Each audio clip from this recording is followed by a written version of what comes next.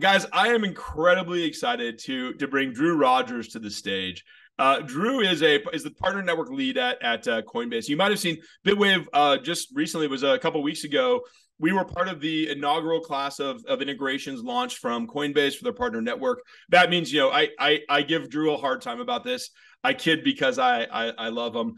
We've built something like 8 different integrations to Coinbase over the years between the retail product, the prime product, the custodian product, what was it, Coinbase. Well, Coinbase Prime used to be something. It used to be a different exchange, and then now it's their custodial product.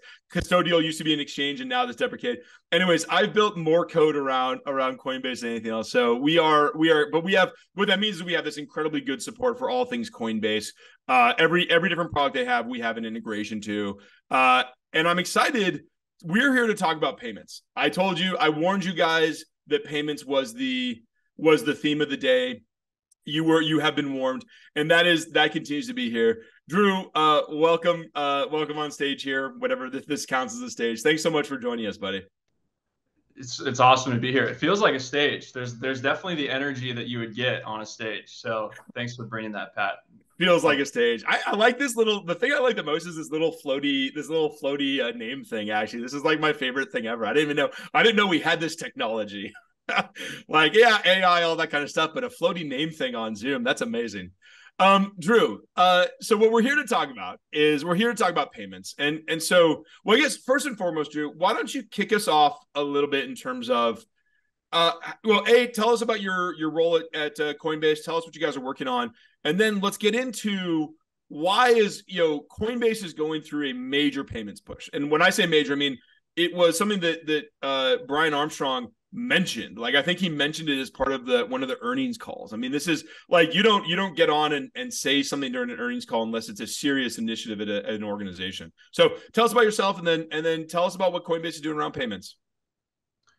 Yeah, it's an exciting space to be in for sure. I've spent most of my career in the world of payments. Started my career at Square, and so yeah, more of the like traditional commerce world, traditional payments world. So that's my background, and really through that experience fell in love with really Bitcoin and what that meant to the world of money and exchanging value across the world between two different parties, and was brought on to Coinbase 2 years ago to build and lead our what we call commerce here, which is really our crypto payment solution for merchants. So last 2 years, I've been working with companies all over the world, helping them think through what does it really mean to accept crypto digital assets into my business as a payment method. So that's been my world. Through that, recently, as you mentioned, Pat, we've learned that in order to really onboard merchants effectively and companies effectively,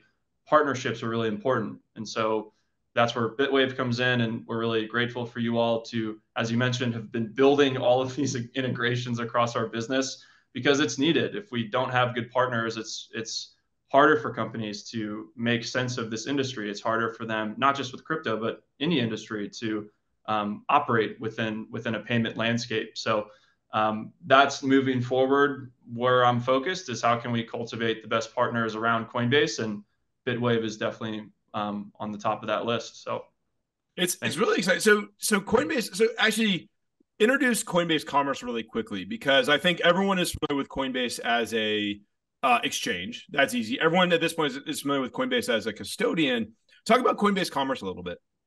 Sure. So, and it's funny, all these things really, they do touch each other, and they're very involved and overlap. Commerce, this is the way I think about it, the way I describe it to companies who might be looking at it. It's how you might think of a Stripe or a Square or a PayPal just for crypto. So it's a dashboard, it's an API toolkit that you get, and you can really integrate it however you wish. We have partners that do this on Shopify. If you have a retail store on Shopify, you can integrate commerce and enable crypto payments. You can send invoices in crypto payments. It's really a full stack payment solution. It's just for crypto. So that's how we describe it. And it has been really interesting to see merchants use it very differently. Like we have companies, since it's such a open-ended tool, we have companies using it in some really creative ways and ways that look very different. So yeah, that's what I've been doing the last 2 years here, is helping get companies familiar with that. And let me so getting back to this, like, what is it about payments that gets you excited in the crypto world? I have my answer, but you go first. Like, what is it about crypto payments that's so much more exciting than kind of the traditional payment rails? So broadly speaking, maybe I'll take it two ways. Why payments? So for me, like my background and why I ended up working at Square in the first place, or falling in love with payments, is it really is the heartbeat and the core of business. Myself, when I was in college, exiting college, was running my own company, and was using Square for that company. And I felt how empowered I was having a payment solution that made sense and it was easy.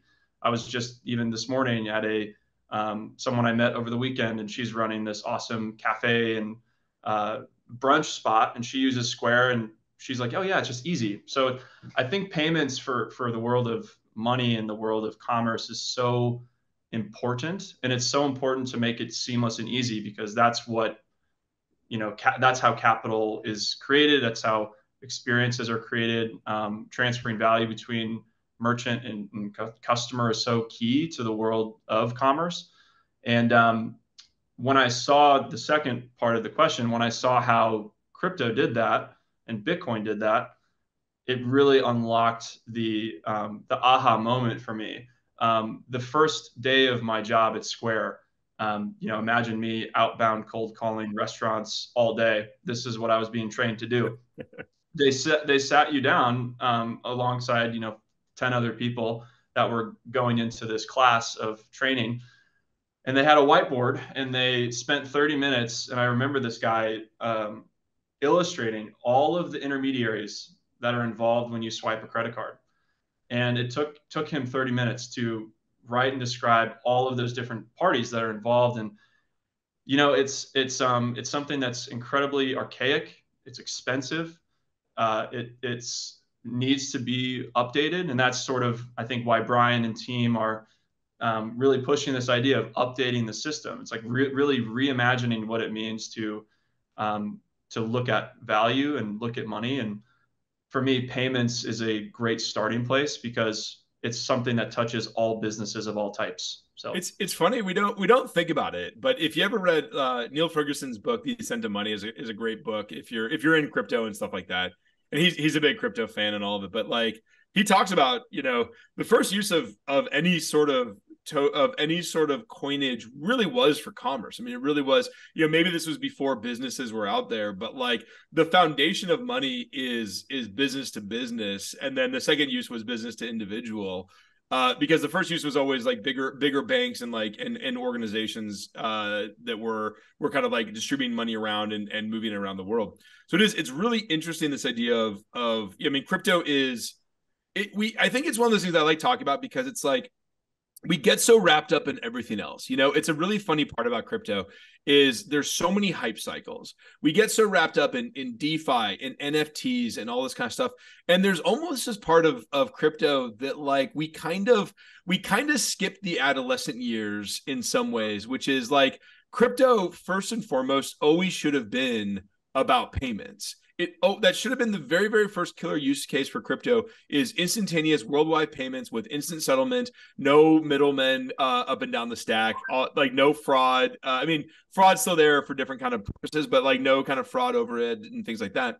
But instead, we sort of skipped all the way to tokens and ICOs and company stocks and all that stuff. And now it's only now that, honestly, I think it's only now, kind of like 13 years after Bitcoin started, that we really are getting serious about payments.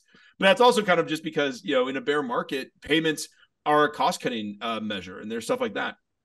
Mm-hmm. So one thing I actually wanted to talk really briefly of this is that you guys have a new product coming out on the commerce side, which is focused on payments in a very decentralized way. And I'd love to get your thoughts a little bit on the centralization versus decentralization debate. And I'm curious, like, if you think it matters or doesn't matter or what, because I mean, so you guys have well, tell us a little about the Web3 commerce solution coming out here. Sure. So sort of to the centralization, decentralization, maybe tension, we at Coinbase, we're in that, right? Like we are in many ways, the on ramp into this decentralized world. And I think in the first phase of our business, and I think our business will continue to be that on ramp into crypto. And that's what most of us really, maybe even in this call, know Coinbase to be, is that sort of trading exchange platform where people say, hey, I have this fiat value, this money in my bank account, and I want to put that into crypto of some kind, and I want to get into this space. And Coinbase has been arguably the best at helping people do that in a really simple way.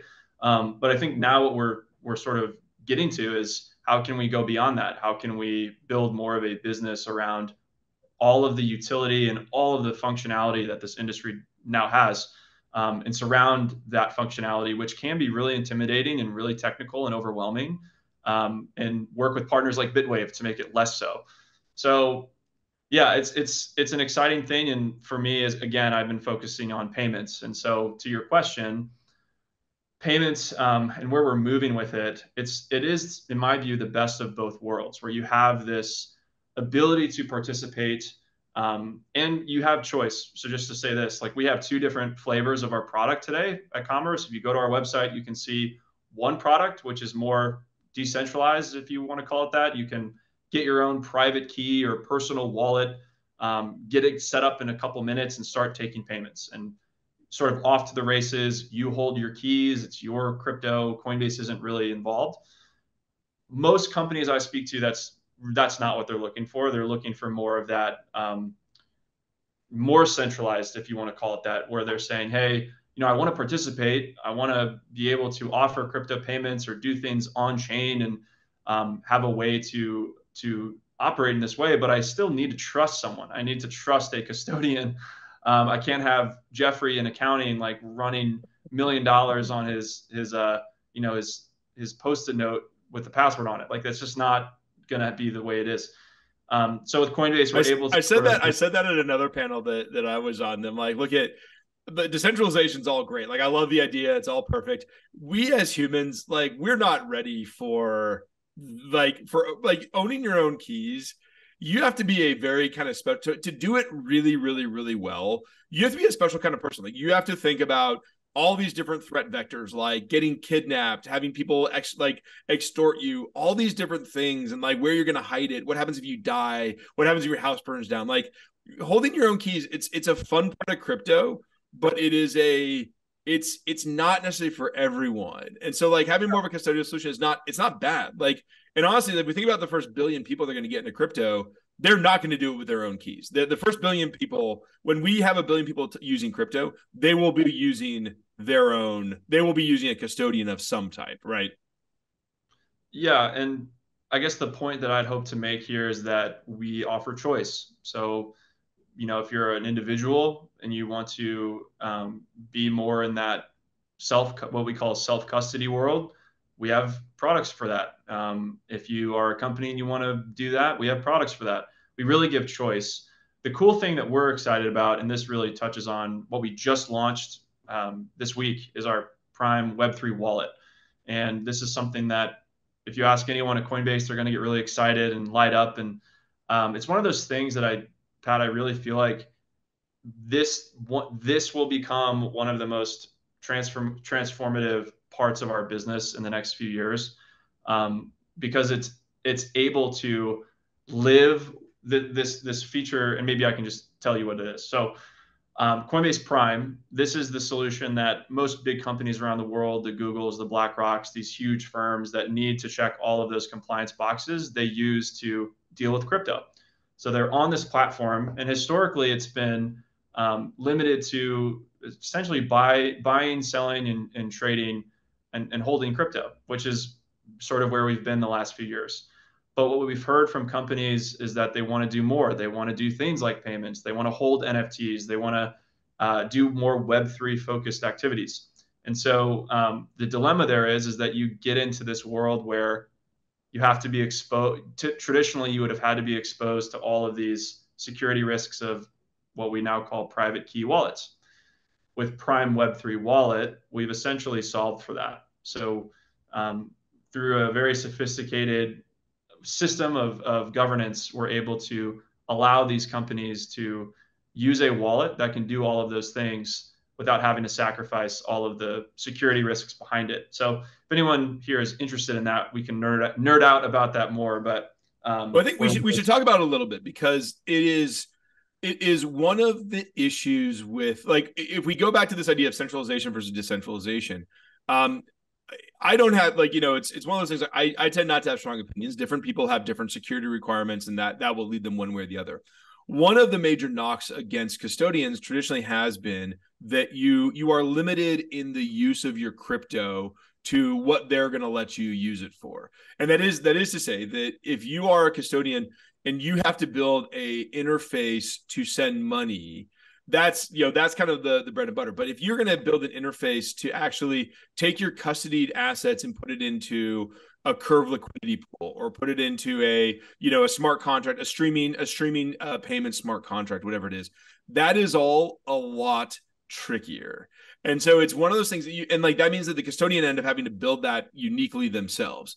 And that's what, like, some folks have actually done that, where there's, like, point solutions to do it.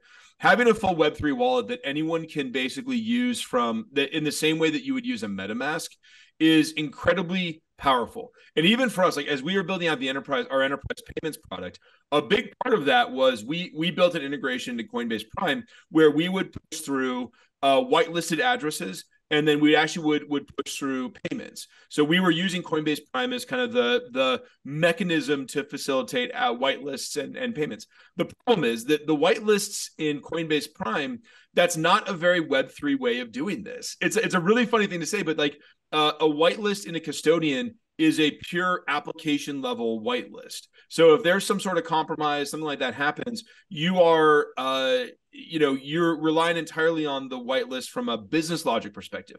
Whereas what's way better is an on-chain whitelist. The base says, hey, we're gonna create a smart contract. We're gonna put a whitelist of vendors that you can pay directly on that smart contract, so that literally you cannot move funds if they're not on that. Like, the network will reject it. But in order to light up experiences like that, you have to have a Web3 enabled wallet. You have to have a something like a MetaMask, and like what we're talking about with Coinbase Prime right now. And it's incredibly exciting because that's where you get to stuff like streaming payments, deep invoicing with, like, actual on-chain checks that the invoice is the right amount. I mean, this is one of those other things that, like, one of the problems we've had in payments for a long time is it was hard to do a payee side verification of the payment going out. So just say, like, I could send you 1 Bitcoin, but if I owed you one Bitcoin, there was no real easy way to force your hand to pay that. But with smart contracts, you can do all that kind of stuff. So it's really, really cool to be able to kind of enable those use cases. So I'm really excited. Is this available for everyone right now, or is it kind of like slowly rolling out? Yeah. So I guess one comment on just I get fired up by everything you just said, but I think that the issue, or the thing that Coinbase is trying to solve for is, like, who knows of the 170 people in this group actually tracked that fully? Like, most of them may have not. And that's okay, because if I actually understood what went down when I emailed someone or when I picked up a phone and called you, like, if I could do that right now, I actually wouldn't really know the technological backing of the use of that technology. So I think what we're trying to do across our business is make what you just said definitely, trusted, secure, and happening on the back end, but make it feel so seamless and intuitive on the front end, so that the accountant or the treasury manager or the finance person, or the founder using the solution, all they really need to do is know, approve or deny, or make this really easy. And so so this Web3 wallet, if anyone's interested, it's being rolled out now to a select group. We've been testing it for months. The first step would be to use our Coinbase Prime solution, which is again, the custodian, that one of the largest crypto digital asset custodians on the planet. It's natively embedded within that solution. So that would be the first step. It's funny, for what it's worth. It's funny how every single conversation I ever have like this, whether it be on panels or in person, whatever it is, it always ends up coming back to the user experience. Like Yeah. it's one of those things that it always comes back around to the user experience, which is that and I think it's a fair thing to say, which is like we still as a industry haven't cracked the user experience problem No, for digital assets, right? no, yeah. Because people don't care and they don't have to. And that's never been required for massive, right? Like no one cares how things work. There are and I wasn't raised in this sort of like internet moment. Like I didn't have that. I was more of a recipient of that. There are people that still are waiting for people to get it with the internet, and they never will because that's not something that's required for a technology to be adopted in mass. And so, for anyone who's like in the world of Web3 or crypto, like waiting for all of your friends and family to get it, that will never happen. But what will happen is that people will begin using these solutions because the user experience is better, or for payments, it's cheaper or faster, Faster and cheaper. Yep. no chargeback risk. Like you're able to open up revenue for new customers. Like there are these key things that will just be better, which we all who know the industry know why it's happening, but that won't be a requirement to receive it. It's a great segue. So we had someone in the audience, Corey, who's a longtime Bitwave user, amazing person, love her. Asked the question, and it's such a funny it's such a good question for this, which is, and where I think this was about either about your piece or about the enterprise payments product, which is what are the fees to make payments on top of gas fees? Are the payments bulk to cut down on gas fees? I'll just throw this out there, which is to say, the idea when I get into this and I start talking about this, the way that I talk about it is that what crypto does is it fundamentally changes the unit economics of payments. So what everybody in the audience, everyone here who works with Bill.com or one of the other payments products, the QuickBooks payments, by the way, did you see, well, we'll talk about this later. Did you see that QuickBooks cut off Bill.com's integration access this week? I'm going to talk about this in like 2 minutes. I can't even believe this is crazy. But the idea of unit economics based on either transaction volume or transaction size totally change in a crypto payments world. And that's a really important part of this, which is like done correctly. If crypto payments should be completely your payment level, the amount of money that you are paying a vendor like Bitwave should be completely divorced from how many transactions you're sending, because it doesn't matter to us. Like with Bitwave, you already pay for the number of transactions we process. So I don't care if those are payments or anything else. I'm not getting a cut. There's no additional compute power that I'm using to send out payments from my side. That's all super easy. So there should be no payment cost, and there should be no the size of the payment. If you do $1 billion of a transfer, or if you do a $1 transfer, it makes no difference to us as software vendors. The place where you start to then get where people then make money on it is for something like Bitwave. We're monetizing this as straight per user per month cost. That's pretty easy, and that covers like the integration of your accounting system. And then Coinbase, you guys are monetizing this where you want to off ramp, right? Yeah, I think depending on what you're doing, there's a lot of different ways that Coinbase or other companies will be making revenue. But I think the thing that blew me away to your comment was, coming from the world of percentage fees and payments in the fiat landscape, and the question around gas fees. Like, I'm not an expert on this necessarily, but when you send a $20 payment or a $200,000 payment in Ethereum or Bitcoin or whatever you want to use, it's a similar gas fee. Like it's like the same cost. It's the exact same cost. It's because it's just bits. And this is like it's funny that you worked. I met someone who worked at Square. And I'm like, guys, like, why aren't you revolutionizing the payments model? Like, why are you still charging a percentage and all this? And he got super pissed at me. He's like, what a dumb question. Like, why? You don't even understand anything about this. Like, you don't understand anything about what we do. And I'm like, well, yeah, I mean, explain it to me. And we had this long conversation about fees like that. And I'm like, guys, like, we don't need that anymore, right? It's one bit in a database. Literally, like the cheapest thing in the entire world is to update one bit. Why does it matter if it's $100,000 or $5? Yeah. So it's going back to this idea of like living in the middle and trying to make this makes sense to companies. We, even though the fee model on the Coinbase side of actually processing a payment from a user sending a donation in Bitcoin to a nonprofit, and we're handling that, it's a very different cost for us to do than a Square or a PayPal or a Stripe or something. But we're still charging a 1% fee because we're trying to live in that world a little bit. Even though, the revenue on the back end is so different. There's this, I won't go into this too much, but there is this like funny story with Square and Starbucks that it's like this legend at the company of, to that point, how much it does really cost to process a single swipe, where like, I think every time someone was buying a Starbucks coffee, Square was just losing a ton of revenue. It was like this iconic example of how expensive fiat payments are, because they were just like, that's also why you might go to a bodega or a merchant and they won't accept a certain card type, or they'll have a minimum. And unfortunately, the merchants on the back end are covering those fees, and they're paying those fees traditionally. So luckily, where we're moving on chain, it is way more affordable. There are less intermediaries. You're able to send money of all sizes for very similar amounts of cost.